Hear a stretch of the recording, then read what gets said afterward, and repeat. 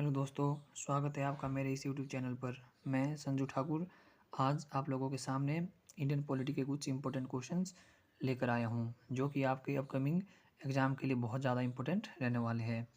तो मैं आपसे ये उम्मीद करता हूं कि आप इस वीडियो को लास्ट तक ज़रूर देखें और हर क्वेश्चन का आंसर देने की कोशिश करें। इसमें सबसे पहले हम देखेंगे कि पहला क्वेश्चन क्या है हमारे पास। संविधान सभा की पहली बैठक कब हुई थी?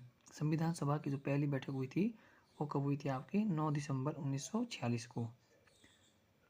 9 दिसंबर 1946 को क्या हुई थी? संविधान सभा की पहली बैठक हुई थी और डॉक्टर सदानंद सिन्हा को संविधान सभा का अस्थायी अध्यक्ष नियुक्त किया गया था। अब यहीं पे दूसरा क्वेश्चन आता है हमारे पास कि संविधान सभा की अंतिम बैठक कब हुई थी? उसका सही आंसर होगा आपका 24 जनवरी 1950 को। 24 जनवरी 1950 को क्या हुआ था? संविधान सभा की अंतिम बैठक। और जो यहाँ पर एक डेट और दी हुई है 11 दिसंबर 1946 को, ये डेट भी इम्पोर्टेंट है क्योंकि 11 दिसंबर 1946 को अस्थायी अध्यक्ष की जगह स्थायी अध्यक्ष की नियुक्ति की गई थी। तो क्वेश्चन बनेगा कि संविधान सभा का स्थायी अध्यक्ष किसे नियुक्त किया गया था? उसका सही आंसर हो जाएगा हमारा डॉक्टर राजेंद्र प्रसाद। और उपाध्यक्ष के तौर पर किसे नियुक्त किया गया था? HC मुखर्जी को। अगला क्वेश्चन हमारे पास 13 दिसंबर 1946 को किसके द्वारा उद्देश्य प्रस्ताव को पेश किया गया था? देखो, उद्देश्य प्रस्ताव ही आगे जाकर क्या बना हमारा? प्रस्तावना।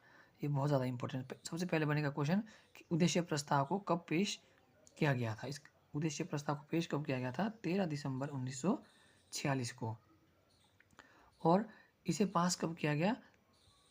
22 जनवरी 1947 को। ठीक है। अब यहाँ पर हमारे से क्या पूछा गया है कि इस प्रस्ताव को किसने पेश किया था? इसका जो सही आंसर है आपका वो है पंडित जवाहरलाल नेहरू द्वारा। अगला क्वेश्चन है संविधान सभा का संवैधानिक सलाहकार किसे नियुक्त किया गया था? इसका जो सही आंसर आपका वो है BN राव। BN राव को संविधान सभा का संवैधानिक सलाहकार नियुक्त किया गया था। और जो SC मुखर्जी थे आपके वो थे संविधान सभा के उपाध्यक्ष और अंबेडकर प्रारूप समिति के अध्यक्ष। गांधी जी संविधान सभा में नहीं थे। अगला क्वेश्चन हमारे पास कार्य संचालन समिति का अध्यक्ष कौन था? यहाँ पर अक्सर हम उलझ जाते हैं क्योंकि जो खाली संचालन समिति है, संचालन समिति का अध्यक्ष कोई और है और कार्य संचालन समिति का अध्यक्ष कोई और है। तो जो तो है हमारा कार्य संचालन समिति, इसका अध्यक्ष कौन है आपका? वो है KM मुंशी। कार्य संचालन का अध्यक्ष कौन है? KM मुंशी। और संचालन समिति का अध्यक्ष कौन है? डॉक्टर राजेंद्र प्रसाद। और इसमें हम देखेंगे कुछ और इम्पोर्टेंट। संघीय शक्ति समिति का अध्यक्ष कौन था? जवाहरलाल नेहरू थे। और मूल अधिकार व अल्पसंख्यकों के अधिकारों से संबंधित समिति के अध्यक्ष सरदार पटेल। और प्रारूप समिति के अध्यक्ष आपके डॉक्टर अंबेडकर। अगला क्वेश्चन हमारे पास बहुत ज़्यादा इंपॉर्टेंट, संविधान सभा में किन दलों का प्रतिनिधित्व नहीं था? अगला क्वेश्चन हमारे पास संविधान सभा में किन दलों का प्रतिनिधित्व नहीं था? इसमें देखना आपने जो आपका CPI है, समाजवादी दल है, हिंदू महासभा है, या इनमें से किसी का नहीं। जो संविधान सभा है उसमें CPI, समाजवादी दल, हिंदू महासभा, इन तीनों का प्रतिनिधित्व नहीं था। इसका तो सही आंसर हो जाएगा आपका तीनों का नहीं। अगला प्रश्न हमारे पास संविधान सभा का गैर कांग्रेसी सदस्य कौन था? गैर कांग्रेसी का मतलब है कि जो बंदा कांग्रेसी नहीं था। आपके डॉक्टर राजेंद्र प्रसाद कांग्रेसी थे, सरदार पटेल भी कांग्रेसी थे और पंडित नेहरू भी कांग्रेसी थे। इसका तो सही आंसर होगा आपका होगा अंबेडकर। अक्सर बच्चे जानते हैं कि समझते हैं कि अंबेडकर भी कांग्रेसी थे, लेकिन अंबेडकर गैर कांग्रेसी नेता थे। अगला हमारे पास अंतिम रूप से पारित संविधान पर 26 नवंबर 1949 को संविधान सभा के कितने सदस्यों ने हस्ताक्षर किए थे? देखो, सबसे पहले हमारे को पता होना चाहिए कि संविधान बनकर तैयार कब हुआ था? 26 नवंबर 1949 को, यानी कि संविधान को अधिनियमित किया गया था। उस समय कितने सदस्य प्रेजेंट थे जिन्होंने उस पर हस्ताक्षर किए? उसका सही आंसर है 284। अगला क्वेश्चन हमारे पास संविधान सभा द्वारा निर्णय किस तरह लिए जाते थे? जो संविधान सभा थी उसमें जो भी निर्णय लिया जाता था वो किस आधार पर लिया जाता था? इसका तो सही आंसर है आपका वो है आम सहमति से। इसमें ना तो 2/3 बहुमत, ना साधारण बहुमत, ना बहुमत। इसमें जो हर निर्णय आम सहमति से लिया जाता था।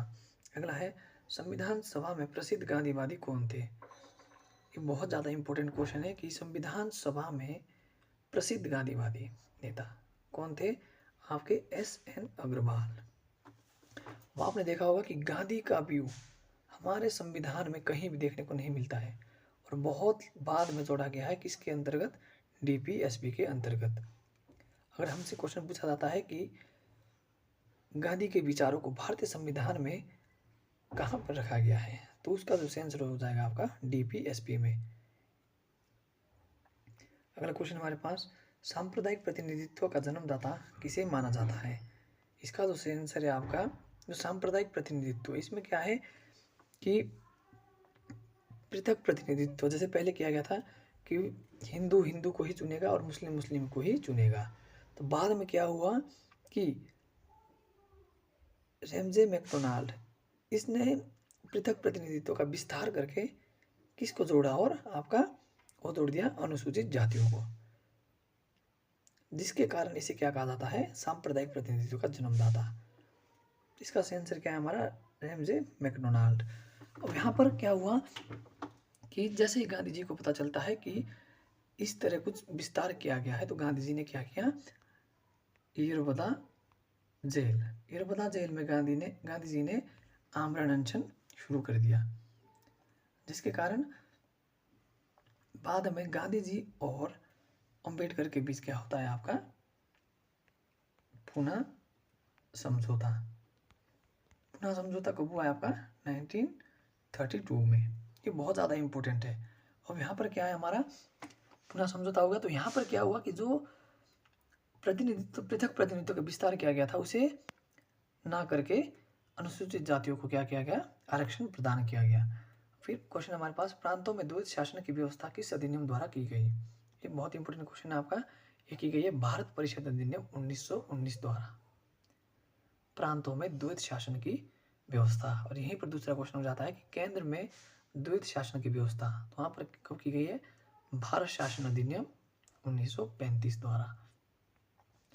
अगला क्वेश्चन हमारे पास, लोक सेवा आयोग का गठन कब किया गया। इसका जो आंसर है आपका 1926 में, 1926 में।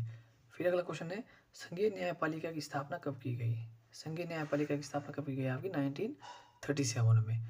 और यहीं पे एक क्वेश्चन हमारा बनता है कि संघीय न्यायपालिका का उत्तराधिकारी कौन बना है, तो कौन बना है आपका सुप्रीम कोर्ट यानी कि सर्वोच्च न्यायालय। और फिर क्वेश्चन बनेगा कि सर्वोच्च न्यायालय किसका उत्तराधिकारी बना है, किसका बना है आपका संघीय न्यायालय का। और संघीय न्यायालय का कौन आगे आपका supreme court. Cabinet mission Bharat कब पहुंचा। अब संविधान सभा है उसका जो गठन किया गया और किसके अंतर्गत किया गया आपका कैबिनेट मिशन। तो कैबिनेट मिशन भारत कब पहुंचा आपका 24 मार्च 1946 को। इसका सही आंसर है आपका 24 मार्च 1946 को। अगला क्वेश्चन हमारे पास, पंडित नेहरू के नेतृत्व में कब 12 सदस्यीय अंतरिम मंत्रिमंडल का गठन किया गया। क्या है, जब हमारा जो संविधान सभा की जो स्थापना की गई थी उसके बाद एक अंतरिम मंत्रिमंडल का गठन किया गया। अंतरिम मंत्रिमंडल के अंतर्गत पंडित नेहरू के नेतृत्व में 12 सदस्यों का एक अंतरिम मंत्रिमंडल बनाया गया, जिसका जो तो आपका अध्यक्ष है, अध्यक्ष कौन होता था आपका वायसराय। अध्यक्ष कौन होता था आपका वायसराय, लेकिन और उपाध्यक्ष कौन था, उपाध्यक्ष था पंडित नेहरू। इस मंत्रिमंडल में 12 सदस्य थे और नेतृत्व किसने किया था, पंडित नेहरू, जो कि उसके उपाध्यक्ष थे। और इसका गठन कब किया गया था आपका 2 सितंबर 1946 को। अगला क्वेश्चन है, भारत का प्रथम विदेश मंत्री कौन था। ये इंपॉर्टेंट क्वेश्चन है आपका, जो कि इसका सही आंसर है आपका पंडित नेहरू। पंडित नेहरू जब तक देश के प्रधानमंत्री रहे तब तक देश के विदेश मंत्री भी रहे साथ साथ। अगला हमारे पास, भारतीय स्वतंत्रता विधेयक को कब ब्रिटिश संसद में पेश किया गया था। बहुत इंपॉर्टेंट क्वेश्चन है क्योंकि यहाँ पर हमें 2 क्वेश्चन देखने हैं। पहला है कि विधेयक को ब्रिटिश संसद में कब पेश किया गया था। विधेयक को पेश किया गया था आपका 4 जुलाई 1947 को। इसका सही आंसर क्या है? 4 जुलाई 1947, यानी कि आंसर ए। और इसी क्वेश्चन पे हम देखते हैं कि इस विधेयक को पास कब किया गया है। पास किया गया है 18 जुलाई 1947 को। तो एक ब्रिटिश थिंकर है नॉर्मन डी पामर, जो बोलता है कि जो भारतीय स्वतंत्रता विधेयक है ब्रिटिश संसद द्वारा आज तक के इतिहास में इतना महत्वपूर्ण जो विधेयक है इतने कम समय में पास किया गया है। ये बहुत ज़्यादा आश्चर्यचकित बात है कि इतना महत्वपूर्ण जो विधेयक इतने कम समय में पारित किया जाता है। इसके पीछे कुछ ना कुछ कारण रहे जो कि इसे इतना जल्दी पारित किया गया। फिर अगला है, संविधान सभा में कुल संख्या कितनी थी। संविधान सभा में कुल संख्या कितनी थी आपकी? कितनी थी? 389। इसका तो आंसर है आपका 389। अब आपने एक थिंकर के बारे में पढ़ा होगा, ग्रैनविल ऑस्टिन। ग्रैनविल ऑस्टिन संविधान सभा के बारे में क्या बोलता है? ग्रैनविल ऑस्टिन संविधान सभा के बारे में बोलता है कि इसमें जो है संविधान सभा में कांग्रेस का डोमिनेंस था, और इसी पे कोट करता है कि कांग्रेस ही संविधान सभा है और संविधान सभा ही कांग्रेस है। एक इसका कोटेशन है आपका ग्रैनविल ऑस्टिन का, जो कि अक्सर हमें एग्जाम्स में देखने को मिलता है।